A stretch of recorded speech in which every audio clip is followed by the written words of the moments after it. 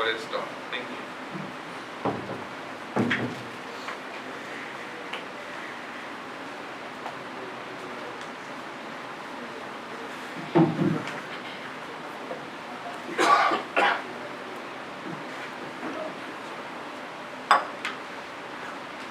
तो आप लोगों के साथ बहुत सारे अनुभव सुने और काफ़ी अच्छा लगा. Almost every experience was inspiring. और आप लोगों के लिए तो मुझे लगता है कि ये एक लाइफ टर्म एक्सपीरियंस होगा और काफ़ी कुछ नया सीखने को मिलेगा. और एक्चुअली हमें जब इंटर्नशिप करते हैं तो मुझे लगता है कि लॉट ऑफ शॉक्स हमारे लिए होते हैं कि हम लोग एक अपनी सोच, अपनी दुनिया, अपनी एक तरीका होता है.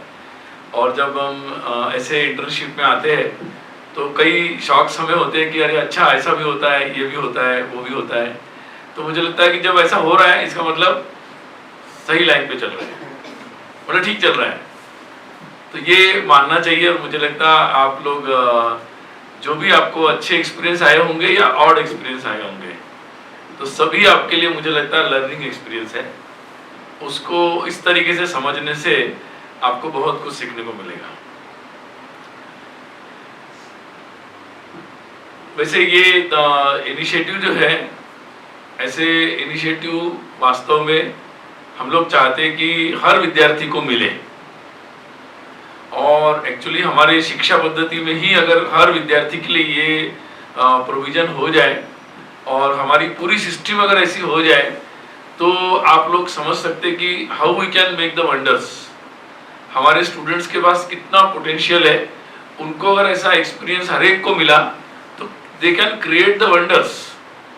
लेकिन प्रॉब्लम ये होती है कि बहुत सारे हमारी सिस्टम ऐसी है कि इसमें बहुत सारे लोगों को ये अपॉर्चुनिटी नहीं मिलती. हम लोग एक प्रयास कर रहे हैं और बहुत अच्छा है कि विद्यार्थी परिषद तो लगातार सोचती है कि ऐसे हर फील्ड में जितने विद्यार्थी हो हमारे देश में, हर विद्यार्थी के पास बहुत सारा पोटेंशियल है. आज इतनी हमारी सिस्टम में प्रॉब्लम थे तब भी आज़ादी के पहले भी हमारे यहाँ ऐसे साइंटिस्ट हुए जिनके पास ऐसी अच्छी लैब नहीं थी, but they came up with the Nobel और some such great awards, such path breaking researches. You can name quote the J.C. Bose, you can get the Rabindranath Tagore है. बहुत सारे साइंटिस्ट लोगों का आप बोल सकते हैं. वही समय था तब विनय सरकार ने अमेरिकन जर्नल एसोसिएशन में लिख दिया था कि the Hindu way of international relations. J.C. Bose ने लिख दिया था कि हिंदू केमिस्ट्री. तो इसका मतलब कोई आज के कॉन्टेक्स्ट में जो हमारे सेकुलरिज्म के नाम पर जो हमारा हो गया है वो बहुत ही एक डिफरेंट कॉन्टेस्ट है. ऐसा कुछ नहीं था. That time it was not debate of secularism और नॉट सेकुलरिज्म. तो ये एक मतलब कई सारी चीज़ें हैं जो हमारे देश में एक मैं कहूँगा कि इस तरीके का एक फिक्स्ड आइडियाज और फिक्स आइडिया के साथ ही एक प्रीफिक्स आइडिया के साथ हमारी एजुकेशन सिस्टम आगे गई है. और इसलिए कुछ शब्दों को बहुत सैक्रोसेंट हो गया हमारे यहाँ. और इसलिए जैसे हम लोग तो हर चीज़ पे डिबेट करना चाहिए. हमारे देश की जो पद्धति है वो वाद विवाद प्रतिवाद बहुत सारे ऐसे शब्द है उसके लिए और हर एक का एक उद्देश्य है. अभी हम लोग डिबेट का मतलब ये होता है कि आज टीवी पर जैसे डिबेट होती है और रिपब्लिक से लेकर मतलब बहुत सारे, तो ये रहता है कि मतलब सच कोई जानना नहीं चाहता और सच कोई मतलब उससे ज़्यादा एक दूसरे से मतलब ओवर मतलब पावर होने के लिए जैसे मतलब लड़ाई होती है. एक्चुअली हमारे यहाँ तो लड़ाई को भी स्पोर्ट्स बताते हैं. मतलब लड़ाई भी हो, कुश्ती का भी हो, रेसलिंग भी हो तो वो भी स्पोर्ट्स है. लेकिन यहाँ वो स्पोर्ट्समैनशिप नहीं रहती है. एक्चुअली हमारे यहाँ ये था कि वाद का मतलब ये होता है, जो वाद इसलिए होता है कि वाद से दोनों लोग दोनों के अपने जानकारियों को जानते हुए एक नए सच को जानना चाहते हैं. मतलब it was in the search of truth. उसका मतलब होता है वाद. लेकिन और इसलिए हम लोग देखते हैं कि मंडन मिश्रा और शंकराचार्य का विवाद है. मतलब बहुत प्रसिद्ध विवाद है. मतलब बहुत सारे ये क्या थे, ये वाद थे जिससे लोग ईमानदारी से बात करते हुए अलग अलग पक्षों को सुनते सुनते आगे बढ़ते एक सच पर पहुंचते थे. फिर दो सच दोनों मानते थे और तभी हम कंसेंसस पे जा सकते हैं। और जब हम कंसेंसस पे जाते हैं तभी हम लोग एक पीसफुल हैप्पी लाइफ जी सकते हैं, अपने फैमिली में भी, अपने फ्रेंड्स में भी, और एक राष्ट्र के नाते भी, एक दुनिया के नाते भी। तो वो कंसेंसस बहुत जरूरी है। और इसलिए आप लोग अभी लॉ पढ़ रहे हैं, बहुत अच्छा है। तो लॉ में तो आर्गुमेंट्स है, एक इसी बात पे वो पूरी फ्रेमवर्क हमारी डेवलप हुई है कि हम लोग मतलब आर्गुमेंट्स करते जाएं और तर्क निकालते जाएं, लेकिन वास्तव में वो जजमेंट तो हो सकते हैं, लेकिन फॉर जस्टिस हमें वास्तव में उस सत्य को निकालना है कि वास्तव में घटना क्या हुई है। लेकिन ये तो आदर्श अब हमारी किताब में है, मतलब कहानी में है। एक्चुअल लाइफ, प्रैक्टिकल लाइफ तो बहुत डिफरेंट हो चुका है। लेकिन इससे हम लोगों को, आप जैसे लोगों को निराश होने की जरूरत नहीं है। आप लोग अगर 10%, 20%, 25% भी इसको प्रैक्टिस करते हैं और अपनी कैपेबिलिटीज को यूज करते हैं, तो you can re-establish the same thing again. और एक्चुअली भारत वही था। भारत मतलब और क्या था भारत में? भारत मतलब भारत यही था कि भारत में वास्तव में जो भी ज्ञान की शाखा, मतलब जितने भी नॉलेज के लिए लोग काम करते थे, उनका उद्देश्य था सच को जानना और सच तक पहुंचना। और इसलिए वो जो, इसलिए विवेकानंद कहते हैं एजुकेशन के बारे में कि व्हाट इज एजुकेशन? एजुकेशन का मतलब है कि आपको दो चीजें सीखना है। एक, व्हाट टू लर्न, वो आपको सीखना है, मतलब what not to learn also. मतलब व्हाट टू लर्न ये आपका चॉइस है तो बहुत सारी चीजें। और दूसरा है the skill how to learn. तो फिर आप तो 50 चीजें सीख सकते हैं, कहीं से भी सीख सकते हैं। जरूरी नहीं कि आप स्कूल कॉलेज में जाएं, आप कहीं से भी सीख सकते हैं, किसी से भी सीख सकते हैं। तो आपका चॉइस आपको आना चाहिए कि व्हाट टू लर्न, और आपके पास वो स्किल आना चाहिए कि कोई भी चीज सीखनी है। जैसे आपने एक भाषा कैसे सीखना सीख लिया तो आप 50 भाषा सीख सकते हैं। अगर आपने सीख लिया कि लॉ, ये जो कोई लॉ की अगर ब्रांच है लीगल, कैसे सीखना, तो फिर आप आराम से साइंस भी पढ़ सकते हैं, मेडिकल साइंस। तो आपको लॉयर है तो आपको तो हर चीज मालूम होना है, तो सीखेंगे कैसे? तो आपको एक्चुअली लर्न करना है कि how to learn the things. वो अगर सीख गए तो फिर आप किसी भी एक ब्रांच से हो, आप लीगल से हो, आप जर्नलिज्म से हो, आप मेडिकल से हो, आप सोशल साइंस से हो, आप चाहे आप IAS IPS बन रहे हो, आप लीडर बन रहे हो, कुछ भी बन रहे हो, तो लाइफ तो आइसोलेशन में ब्रांच के अनुसार नहीं चलेगी। नहीं भैया मैं तो इस ब्रांच का हूँ, ऐसा तो नहीं चलता है। लाइफ तो मिक्स कर देता है सब चीज। तो ये चीज मुझे लगता है कि सीखना बहुत जरूरी है। और ये मुझे लगा कि आप लोगों ने अपने इंटर्नशिप को, आपके एक्सपीरियंस में मुझे ध्यान में आया, आपने इस चीज को ज्यादातर लोगों ने अपने एक्सपीरियंस शेयरिंग में पॉइंट आउट किया है। ये मुझे बहुत अच्छा लगा। इसके लिए आपको बहुत बहुत शुभकामना, अभिनंदन, कॉन्ग्रेचुलेशंस। और एक बात, तो ऐसे बहुत सारे, एक शुरुआत की थी, थिंक इंडिया फोरम बना, थिंक इंडिया के माध्यम से ये एक यात्रा शुरू हुई, जर्नी, और आप लोग भी अब उस जर्नी का पार्ट बने हैं। और उद्देश्य यही है कि ये धीरे धीरे एक सिस्टम का एक पार्ट बन जाए। आज तो एक वॉलेंटरी एफर्ट है ये। आज अपने गणेश सर का, कभी आशीष सर का, कभी बेनीवाल सर का, सबका थैंक्स किया है।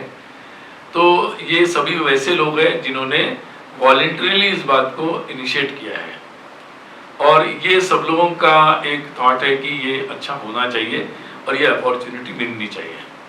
तो ऐसे बहुत सारे इनिशिएटिव्स शुरू हुए हैं। जैसे जिनको इन्वायरमेंट में काम करना है उनके लिए भी हम लोगों ने इनिशिएटिव शुरू किया है। जो लोग फार्मेसी में काम करना चाहते हैं, जैसे मेडिकल में जाना चाहते हैं, तो डॉक्टर्स चाहिए, हमें अच्छे डॉक्टर्स चाहिए जिनके पास एक ऐसा अप्रोच हो, सोसाइटी के साथ एक अच्छा रिलेशनशिप वो रखना चाहते हो। तो तभी हम लोग एक अच्छे डॉक्टर्स हमारे देश में मिल सकते हैं, क्योंकि डॉक्टरों की कमी नहीं है, but the doctor who wish to serve the people, उसकी ज़्यादा ज़रूरत है। ये जो टैग है वो उनके साथ जुड़ना ज़रूरी है। तो ऐसे जितने भी हमें लीडर्स तो हमारे पास बहुत है, कोई कमी नहीं है। एक कॉन्स्टिट्यूंसी में कितने लोग फॉर्म भर देते हैं, लेकिन हमें वो लोग चाहिए कि जो लोग वास्तव में लोगों के लिए सेवा करना चाहते हैं। और मैं आपको एक बात बताता हूँ, देखिए ऐसा है कि अगर लोग अच्छे और बुरे नहीं होते, लोग जो होते हैं वो, मैंने जितना देखा अनुभव, लोग तो देखते रहते हैं कि भाई चल क्या रहा है। और अगर सही में ईमानदारी से कोई व्यक्ति अगर अच्छा काम कर रहा है तो लोग हमारे ही देश में कास्ट से भी ऊपर उठ सकते हैं, अपने रीजनलिज्म से भी ऊपर उठ सकते हैं, अपनी कई सारी अपनी छोटी छोटी रिक्वायरमेंट से भी ऊपर, बड़ी बड़ी रिक्वायरमेंट है छोटी छोटी, उससे भी ऊपर उठ सकते हैं।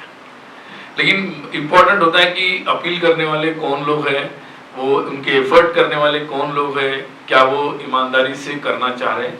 मैं आपको बता रहा हूँ कि जैसे मैं विद्यार्थी परिषद के नाते देश भर प्रवास कर रहा हूँ, अब ये थिंक इंडिया ये लोग काम कर रहे हैं, तो ये कोई किसी बड़े बड़े लोगों का हेल्प नहीं लिया है इन्होंने, ये खुद ही गए हैं लोगों के पास। आप जितने बड़े वकीलों के नाम ले रहे हैं, जितनी बड़ी संस्थाओं का नाम ले रहे हैं, या और भी कई सारे लोग हैं, जैसे like Tushar Mehta, very senior person, उनको मैंने फोन नहीं किया है, ये लोग गए हैं और उनको लगा कि स्टूडेंट्स ऐसा कोई एफर्ट कर रहे हैं, वेरी गुड, उन्होंने ही अप्रिशिएटेड। और उन्होंने कहा कि स्टूडेंट्स भी भेजो, कुछ गाइडेंस भी बुलाओ, मुझे लेक्चर देने के लिए आना तो मैं जाऊंगा, प्रोग्राम के लिए कुछ हेल्प चाहिए तो वो भी मैं करूंगा।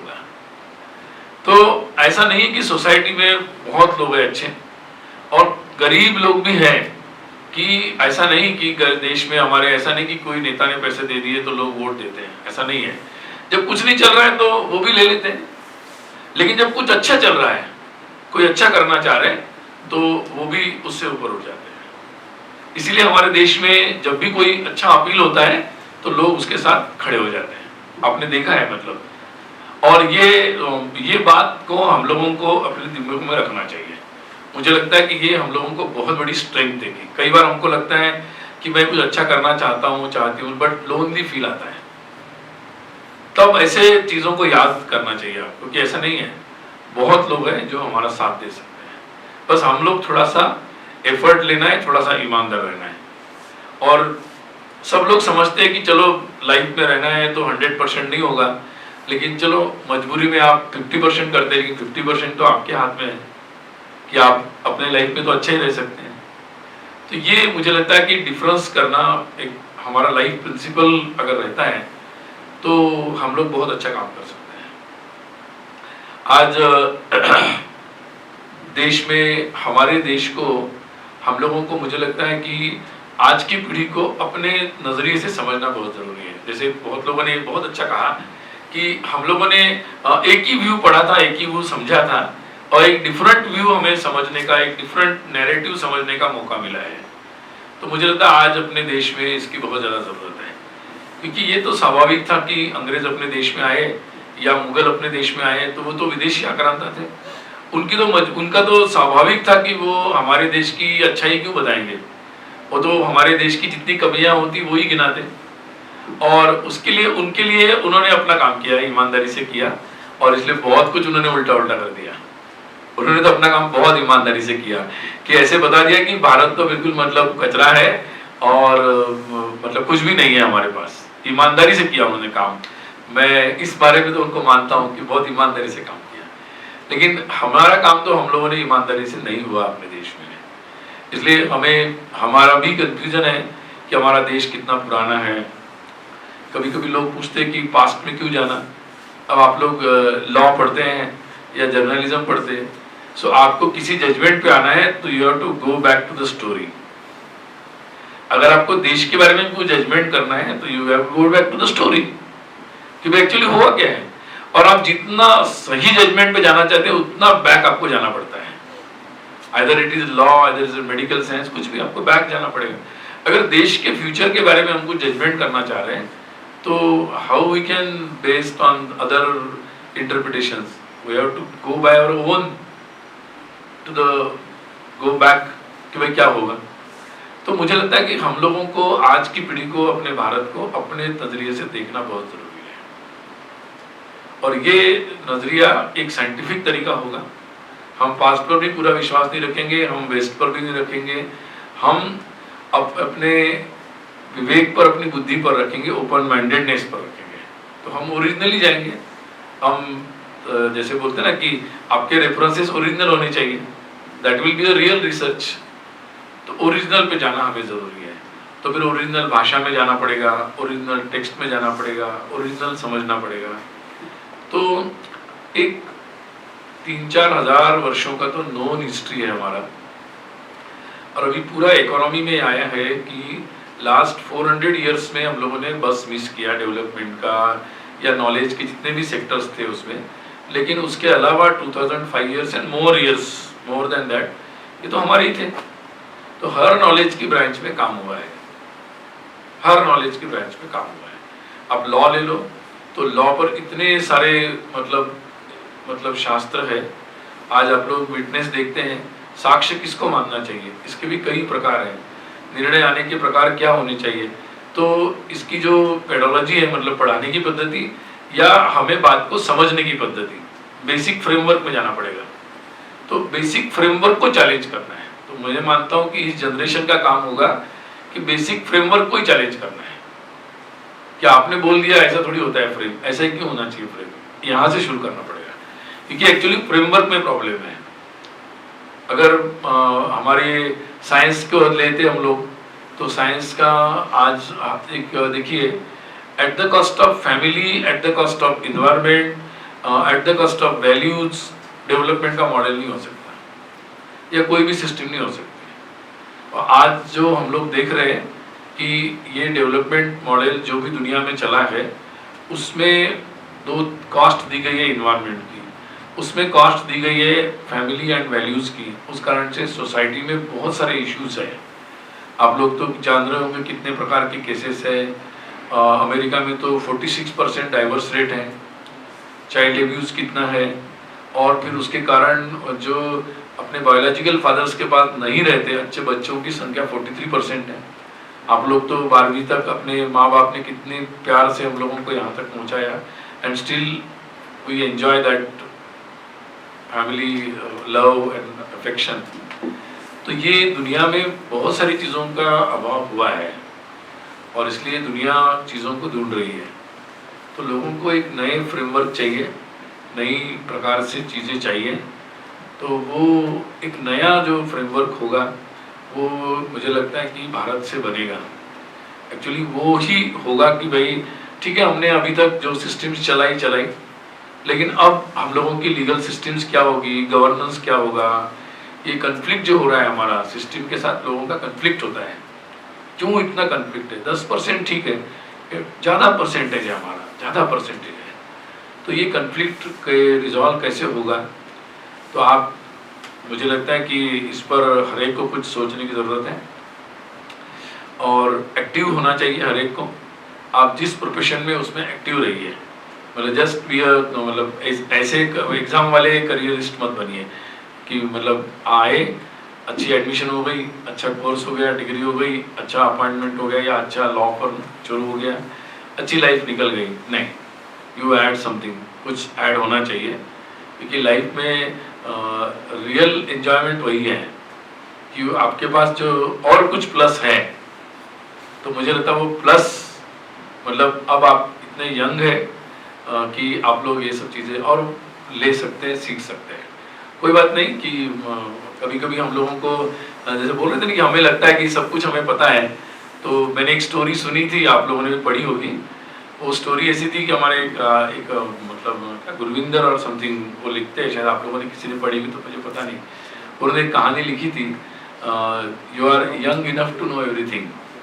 किताब मतलब स्टोरी का टाइटल ये था। स्टोरी ये थी कि वो लोग पार्टीशन के बाद सब लोग आ गए, तो उसके बाद पढ़ाई की ज़्यादा व्यवस्था नहीं थी, तो उनके दादा पिताजी उन लोगों को सबको पढ़ने को नहीं मिला ज़्यादा, लेकिन घर में ट्रेडिशन था कि भाई मतलब बहुत सारी किताबें मतलब घर में लाते थे। तो वो लेखक लिखते हैं कि भाई ऐसा हुआ कि हम लोग तो फिर उस कॉलेजेस में आ गए, पढ़ने लग गए, थोड़े यंग हो गए, तो हमें भी बहुत सारा नॉलेज आने लगा। तो दादाजी लेकिन बहुत नॉलेज रखते थे और हम लोग सब उनका सुनते रहते थे। लेकिन एक दिन चर्चा हम लोग करते थे, एक दिन मैंने कहा कि नहीं नहीं दादाजी, आपको मालूम नहीं, ये मुझे पता है, मुझे भी पता है, सब कुछ मुझे भी पता है। तो एकदम अचानक सीरियस पॉइंट हो गया और बोले मुझे लगा कि अब तो हो गया, पूरी डांट पड़ेगी, अब सब हम लोग निकल गए, भाग गए वहाँ से। फिर बोले 3 दिन के बाद दादाजी ने बुलाया, हम लोग तो बहुत डर के गए कि अब क्या होगा, और घर के लोग भी सब देख रहे थे। दादाजी ने बोला कि बेटा तुमने ये कहा था कि तुम्हें सब कुछ पता है? तो बोले हाँ, ये तुमने बहुत सही बात कही थी, क्योंकि बोले हम लोग जब यंग थे तो हमें भी लगता था कि भाई हमें सब कुछ पता है, लेकिन बोले धीरे धीरे और भी कुछ बातें पता चलती गई कि भाई ये भी मालूम नहीं, ये भी मालूम नहीं, अभी बहुत कुछ मालूम नहीं ऐसे लग रहा है। तो उन्होंने कहा कि यू आर यंग इनफ कि नो एवरीथिंग। तो मैं कहूँगा कि you are also young enough to know everything, so don't worry. लेकिन जैसे समय होगा ओपन अप रहिए नई नई चीज़ों को सीखने के लिए। और बाकी ये जो विद्यार्थी परिषद का थिंक इंडिया का जो इनिशिएटिव है, ये आपका है, ये ओपन है और ये बहुत ही कंस्ट्रक्टिव इनिशिएटिव है। तो ये नहीं होना चाहिए कि आप लोग इंटर्नशिप करके चले गए। तो यहाँ जैसे राहुल है या बहुत सारे लोग जो जिनको आपने देखा थिंक इंडिया में वॉलंटियर्स हैं, वो सभी स्टूडेंट्स हैं। वो उनमें से कई लोग वॉलंटियर आए थे, बाद में उन्होंने टेकअप किया। तो मैं आप लोगों को भी चाहूँगा कि ये आपका ही मोमेंट है और ये आप अपने अपने लेवल पर वहाँ भी जहाँ भी आप हैं वहाँ शुरू करो। नए स्टूडेंट्स को अपॉर्चुनिटी देने के लिए और प्रयास करेंगे। आज समझो दिल्ली में समझो 60-65 वकील जुड़े होंगे, कल दिल्ली में और भी हाई कोर्ट्स में बहुत सारे लोग जुड़ने के लिए तैयार हैं, क्योंकि अगर यंग लोग ऐसा कर रहे हैं तो बहुत लोगों की इच्छा है कुछ करने की। तो मुझे लगता है कि आप लोग भी नया आइडियाज लेकर आइए। ये एक आइडिया था और आपके पास नए 100 आइडियाज होंगे। तो मैं हमेशा कहता हूँ कि if you have a group we have idea, and if you have idea we have a group to support it. तो मुझे लगता है कि ये जो हमारा फॉर्मूला है, इसमें आप किसी भी तरीके से आ सकते हैं। तो मैं आप सबको यही कहूँगा। तो मैंने अपनी जो बात थी वो संक्षिप्त में कुछ कहने का एक विचार किया है। आप भी कुछ इस पे जोड़ना चाहते हैं, कुछ कहना चाहते हैं, मेरी बात पर आपके कुछ विचार हैं, तो एक मिनट में कुछ लोग रिएक्ट कर सकते हैं। हाँ सर, हम लोग का जितना भी हिस्ट्री है मोस्ट ऑफ द मुगल्स या ब्रिटिशर्स ही लिखे हैं, और सारी कहानियों में ये होता है कि ऐसा बोला जाता है वुमेन्स को बहुत ऐसे लिया गया कि उनकी सुंदरता की वजह से ही लड़ाई हुई और ये हुई। तो हम लोग को फिर से हिस्ट्री को सबसे पहले रिविजिट नहीं करना ज़रूरी है, उसके लिए गवर्नमेंट को कुछ इनिशिएटिव या ग्रुप बनानी चाहिए, क्योंकि सब में मुगल्स को बहुत वो दिखाया गया। जैसे ताजमहल में भी दिखाया गया है कि ये साइन ऑफ लव है, बट उसकी असली स्टोरी कुछ और ही है कि कैसे उनकी वाइफ की डेथ हुई थी 13 या 14 चाइल्ड को बर्थ देते देते। तो ये सब मुगल्स और ब्रिटिशर्स ही हमको अभी तक कंट्रोल करे, तो ये कंट्रोल हटाना ही नहीं ज़रूरी है। ज़रूरी है, लेकिन मैं ये मानता हूँ कि ये काम मतलब पॉलिटिकल तरीके से नहीं होना चाहिए कि गवर्नमेंट आ गई, गवर्नमेंट मिनिस्टर ने बोल दिया कि ये हटाओ ये लगाओ। तो मुझे लगता है कि ये काम एकेडमिक तरीके से होना चाहिए। और अभी बहुत सारे लोग हैं जो एकेडमिक तरीके से इस पर काम कर रहे हैं, क्योंकि जिन्होंने उल्टा किया ना काम, उन्होंने भी सो कॉल्ड स्कॉलरशिप बहुत की है। वो स्कॉवर्ड स्कॉलरशिप है, लेकिन उन्होंने सो कॉल्ड क्यों ना वो स्कॉलरशिप की है, बड़े बड़े थीसिस लिख दिए, बड़ी किताबें लिख दी और आर्गुमेंट्स बना दिए, बहुत कुछ बना दिया मतलब, और 1-2 जनरेशन ने काम कर लिया। तो मुझे लगता है कम से कम ईमानदारी से एक जनरेशन को तो काम करना पड़ेगा इस पर कि भाई हम जो चीज़ बोल रहे हैं वो ये चीज़ इसलिए नहीं है, ये चीज़ इसलिए है। लेकिन बहुत सारे लोग हैं जिन्होंने काम किया, जैसे आर्यन द्रविड़ है, उस पर भी बहुत लोगों ने काम किया। अब कुछ साइंटिस्ट लोगों ने डीएनए पर भी काम किया है कि देश में रहने वाले सभी लोगों का डीएनए कैसा एक है। या जैसे वेस्ट में होलोकॉस्ट म्यूजियम्स होते हैं कि कैसे नेटिव्स पर अत्याचार हुए, और वो हुआ भी है, न्यूजीलैंड में हुआ, ऑस्ट्रेलिया में हुआ, बहुत सारे देशों में, अफ्रीकन देशों में हुआ। लेकिन भारत में वो स्टोरी नहीं है। भारत में तो हम सभी लोग पहले जंगल में रहते थे, फिर गांव में आ गए, फिर शहर में आ गए, तो हम लोगों की कहानी पूरी अलग है। और इसलिए हम लोग तो सभी नेचर लवर्स हैं। अगर जनजाति क्षेत्र में लोग पेड़ की पूजा करते हैं तो शहर में भी लोग तुलसी की पूजा करते हैं, नदी की पूजा करते हैं, पहाड़ की पूजा करते हैं, गाय की पूजा करते हैं। तो ये हमारी कहानी कुछ अलग है, इसलिए हमारी कहानी को इस पर भी बहुत सारे लोगों को काम करना पड़ेगा, क्योंकि पूरी ट्राइबल हिस्ट्री को उनके तरीके से लिखा है। जैसे हमारे सरस्वती निधि के बारे में है, अभी तक था कि सरस्वती निधि तो नहीं है, लेकिन अभी हरियाणा के पास सरस्वती नदी का उद्गम मिला है। अब सैटेलाइट पिक्चर्स आ गए हैं और बहुत सारी चीज़ें हुई, पूरा रूट मिला है। अगर सरस्वती नदी थी तो उसके मतलब वो इतने रिवर्स जितने साल जाएंगे वो हिस्ट्री हो गई, मतलब मिथ नहीं है। तो फिर बहुत सारी चीज़ें इस्टेब्लिश होती है उससे। तो बहुत सारे लोग काम कर रहे हैं और बहुत सारे लोग इस पर प्रोजेक्ट कर रहे हैं, वो साइंस पे भी कर रहे हैं, हर चीज़ पे कर रहे हैं, लॉ पर भी प्रोजेक्ट कर रहे हैं लोग। तो मुझे लगता है कि ये एकेडमिक तरीके से होगा। अभी जैसे दिल्ली यूनिवर्सिटी में आप लोग देख रहे होंगे कि दिल्ली यूनिवर्सिटी के सिलेबसेस जैसे हाँ, तो रिवाइज होने में जो चीज़ें जोड़ी गई, तो उन चीज़ों के बारे में अभी एक कंस्ट्रक्टिव तरीके से मूवमेंट चल रहा है। बहुत सारे रिसर्चर्स जुड़े हैं और जो एक एक चीज़ का रेफरेंस ढूंढ के आ रहे हैं कि ये चीज़ आपने लिखी वो गलत कैसे है और ये चीज़ आपने क्यों नहीं जोड़ी, ये सही कैसी है। तो मतलब ये एक्सरसाइज ऐसा नहीं है कि तुम हटाओ, तो ये एक्सरसाइज बिल्कुल एकेडमिक तरीके से चल रहा है और इसलिए अभी 4 सिलेबस रिवाइज होने जा रहे हैं। मैं अभी आपको एक ही जस्ट आपने उदाहरण पूछा, अगर ध्यान नहीं देंगे तो क्या चीज़ होती है इसको समझने के लिए जस्ट मैं बता रहा हूँ।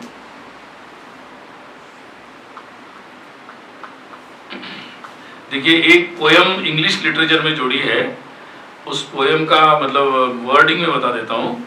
I want to be killed by an Indian bullet, ये कविता इंग्लिश लिटरेचर में दिल्ली विश्वविद्यालय रिवाइज सिलेबस में जोड़ी है। मतलब ये कोई देश विरोधी व्यक्ति कह रहा है कि मैं तो शहीद होने वाला हूँ और मैं भारत की गोली मुझे लगेगी, ऐसा वो कविता उसमें लिखी है। एक पाकिस्तानी कवि कोई है, उनका नाम है फहमीदा रियाज, उनकी कविता इंग्लिश लिटरेचर सिलेबस में जोड़ी है, जिसके खिलाफ मतलब ऑब्जेक्शन लिया गया और रिवीजन में गया है। वो कविता में लिखा हुआ है, उसको उर्दू में है वो, उसका इंग्लिश लिखा हुआ है। तो उर्दू में ओरिजिनल वो है, प्रीत धर्म नाच रहा है, क्या हिंदू राज करोगे, सारे उल्टे काज करोगे। ऐसी कोई पाकिस्तानी कविता लिखी है, उसको इंग्लिश। तो मैं इसलिए कहता हूँ कि ये मतलब गुस्से से ऐसा करने से नहीं होगा, एक बहुत अच्छा एकेडमिक काम करना पड़ेगा हर चीज़ में, लॉ से लेकर। और आप लोग तो वैसे लॉयर बनना है की ज़रूरत है, क्योंकि यहाँ अपने देश में तो ऐसे जज और लॉयर है जो आतंकवादी के लिए रात को 2:30 बजे कोर्ट खोलते हैं।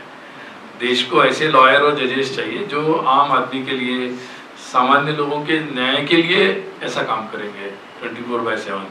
क्योंकि कई बार हमारे यहाँ तो जब उनके लिए काम करना है तो हॉलीडे हो जाता है, छुट्टियाँ हो जाती हैं, कोर्ट में छुट्टियाँ पड़ जाती है, टाइम क्या बोलते हैं, न्यायालय के तो मतलब कोर्ट आवर्स खत्म हो जाते हैं, बहुत सारी चीज़ें होती रहती हैं। चलो लीव इट। हाँ, सॉरी मैं ज़्यादा लंबा बोल दिया।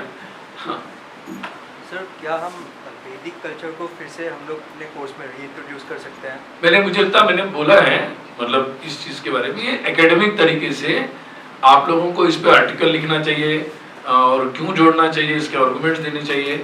ये मतलब ऐसा एक सभी लोग, जितने ज़्यादा लोग बोलेंगे उस तरीके से ये होना चाहिए। मतलब मेरा विचार ये है, इसका तरीका एकेडमिक होना चाहिए, क्योंकि जब वो बदलेगा तो फिर वो लंबे समय तक चलेगा। नहीं तो पॉलिटिकल वो फुटबॉल की तरह इधर से उधर खेलता रहेगा, कोई आएगा ऐसा मार देगा, कोई ऐसा मार देगा, मतलब उसका कोई अर्थ ही नहीं रहेगा।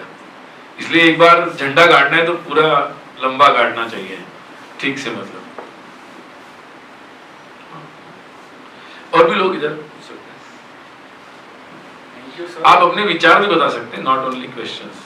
क्वेश्चन ही है मैं ऐड ऑन करना चाहता हूँ ये थॉट की जो यूथ है, सो आज जो यूथ क्लबिंग कर रहा है, जो मेंटालिटी है फील गुड वाली, अगर इसको हम यूथ कहते हैं कि ये यूथ हमारा क्लब में जाएगा, डांस करेगा और सब कुछ फील गुड करेगा, तो यही यूथ है जो कश्मीर में पत्थर मार रहा है और यही यूथ है जो नक्सलाइट बना है।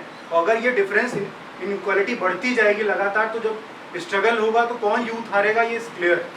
तो जो ये अपने आप को कटने की बात है, नेशन में जो भी हो रहा है हम रिलेट नहीं कर रहे हैं, अपने फील गुड वाले में जा रहे हैं, तो हमें ध्यान देना पड़ेगा उसमें। लेकिन मतलब अच्छा बताया आपने। लेकिन बहुत सारे लोग, अब मुझे लगता है कि देश में लोग हैं आप जैसे बहुत सारे लोग, कि जो मतलब सही क्या है गलत क्या है इसको अपने नज़रिए से समझने का प्रयास कर रहे हैं, और लोगों का ध्यान जा रहा है ऐसी सभी बातों की तरफ। तो मुझे लगता है ये अच्छी बात है, अच्छा होगा। इतना मतलब इतना डरावना चित्र भी नहीं है। हाँ, एक मिनट,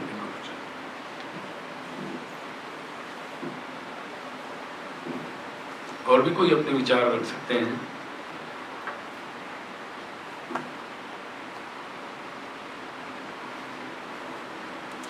हाँ सर, बात कि आपने यहाँ पे आकर हम सबको वो वाली होप दी जो एज अ यूथ हमें होनी चाहिए, जितनी पॉजिटिविटी हमें लेकर हमारे अंदर से निकलनी चाहिए कि सब कुछ ठीक है, हम कर सकते हैं, सब बदल सकता है and there is a better picture.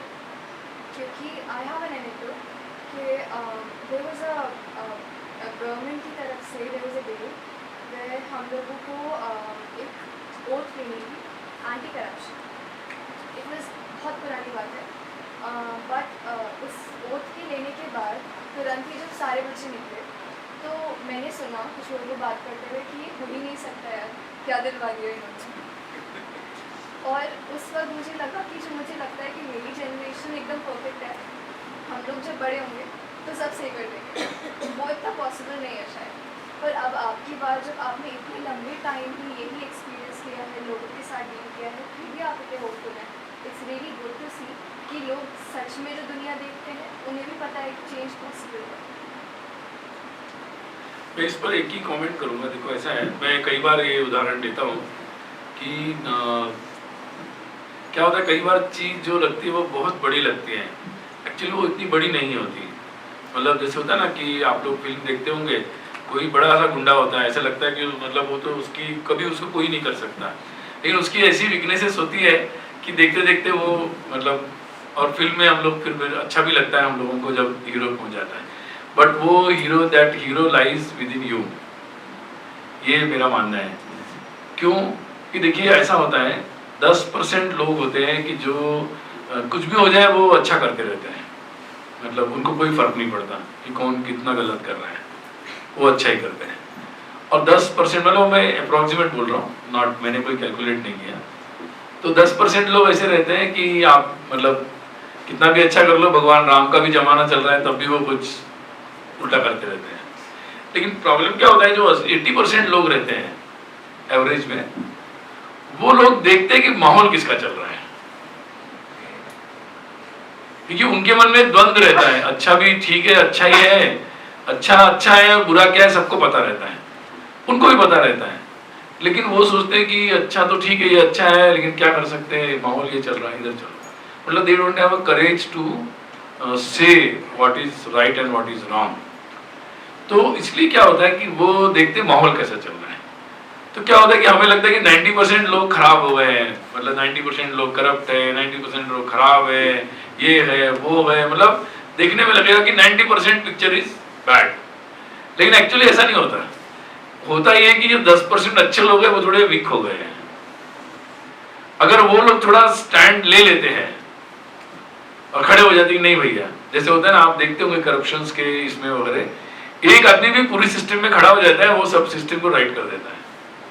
आपने कई उदाहरण देखे, हमने हमारे इलेक्शन कमीशन कैसे हो गया, और बहुत सारी चीजें हम देखते रहते हैं, एक आदमी खड़ा हो जाता है, सिस्टम राइट हो जाती है।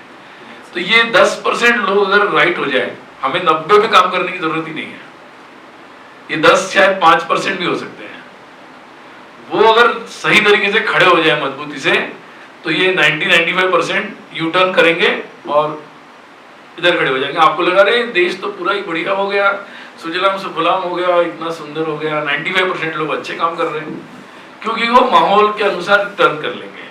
फिर 5% को आप लॉ से, लीगल प्रोसेस से डील कर सकते हैं, आप 95% को डील नहीं कर सकते सिस्टम से। हमारी फेल्यूर्स क्यों हो रही है, क्योंकि 95% लोग उस दिशा में जा रहे हैं और हम उनको लीगल सिस्टम से कंट्रोल करना चाह रहे हैं। It is highly impossible. Law तो तब है कि जब 90% लोगों ने मिलकर बनाया और वो पालन कर रहे हैं, 10% जो बचे हैं उनको लीगली आप डील कर सकते हैं, 90% को नहीं। तो इसलिए ज्यादा लंबा काम नहीं है कि भाई कितने जन्म जमाने लग जाएंगे, नहीं। अगर आज कुछ ही लोग ठीक हो गए तो देखो कितना चेंजेस आप अनुभव कर रहे हैं, और कुछ लोग थोड़े से ठीक हो जाए तो बाकी सिस्टम अपने आप ठीक काम करना शुरू कर देंगे। मतलब देखते देखते लगेगा कि चेंज हो गया, पहले भी ऐसा ही था, बाद में भी ऐसे ही रहेगा।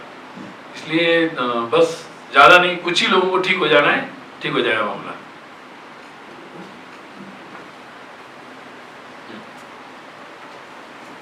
मैं Vedansh sir. Actually supreme court की जजमेंट थी Hinduism is a way of life. फिर मेघालय कोर्ट की भी एक जजमेंट आई कि this is a Hindu country. फिर अभी जस्टिस एक केरला में एक जजमेंट आई है that Brahminism is born twice. तो अभी हम जो देख रहे हैं जुडिशरी की जो शिफ्टिंग हो रही है जजमेंट में, उस शिफ्टिंग पे सर आपका क्या कमेंट है कि ये what is the correct definition of secularism, और एक जुडिशियल माइंड कैसे ऐसी डेफिनेशन दे सकता है?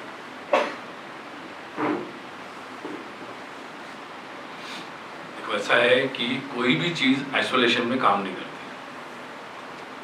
है ना।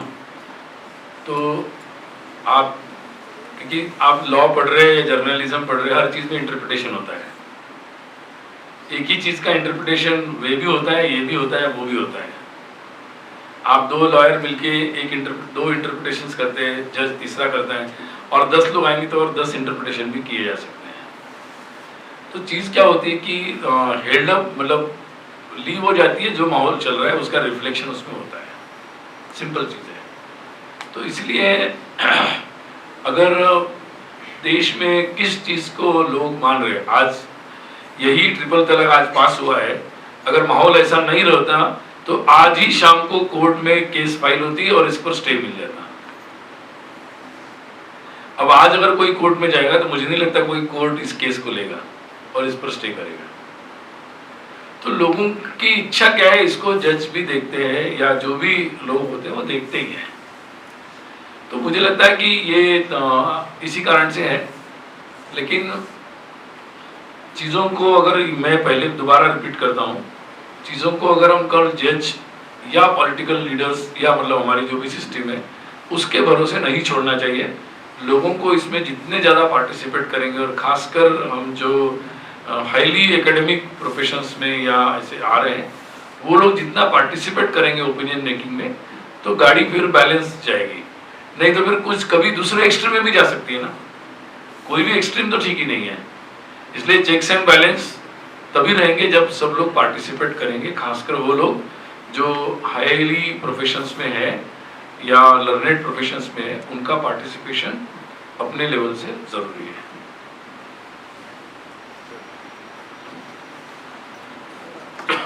सर हमें सर अपने मातृभाषाओं को सर प्रिजर्व करने के लिए सर क्या करना चाहिए सर, क्योंकि ऐसा देखने को मिल रहा है कि they are in some of them are moving in a dying state.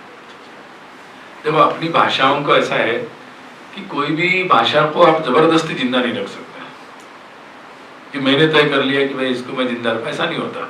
भाषा अपने फ्लो से चलती है, और वो अगर लोग बोलते हैं, लोगों को अच्छी लगती है, काम की लगती है, तो चलती रहती है, नहीं तो नहीं चलती। इसलिए ज़माने में भी आप देखेंगे भाषाएं आई चली भी गई है। अब हम जहाँ तक हमारे देश की भाषाओं का मुद्दा है, तो हमारे देश में दुनिया में तो ऐसा है कि एक एक भाषा पकड़ के लोगों ने अपने देश बना